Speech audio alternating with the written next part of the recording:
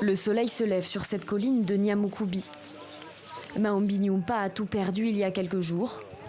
Il lui faut déjà trouver la force de tout reconstruire. Avec de simples branches, il élève une charpente et des murs squelettiques sur le terrain de cette plantation. Nous demandons au gouvernement de s'entretenir avec le propriétaire de ce champ pour que nous sachions si nous allons rester ici ou si le gouvernement a un autre plan.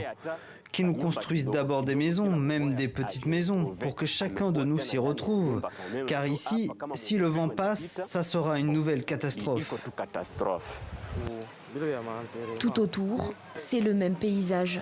Des abris faits de briques et de brocs et des milliers d'habitants qui dorment encore à la belle étoile.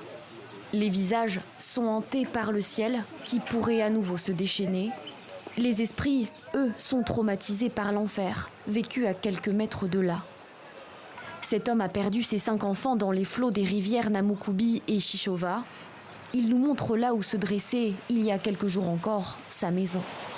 Mes maisons se trouvaient là-bas, 4 au total. Toutes ont été emportées. Le regard vide, la mâchoire serrée, le rescapé en appelle, lui aussi, aux autorités. Au gouvernement, je demande qu'il nous aide pour nous faire sortir de ce désastre. Nous n'avons pas de couverture, pas d'habits, rien à manger. Nous souffrons. Je n'ai pas retrouvé les corps de mes enfants. Chaque jour, je regarde s'ils font partie des corps ramassés. Si la prise en charge des survivants fait polémique dans le pays, celle des blessés, éparpillés dans les hôpitaux de la région, fait réagir, elle aussi.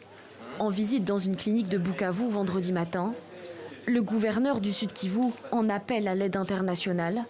Un comité de crise a été mis en place pour coordonner les secours.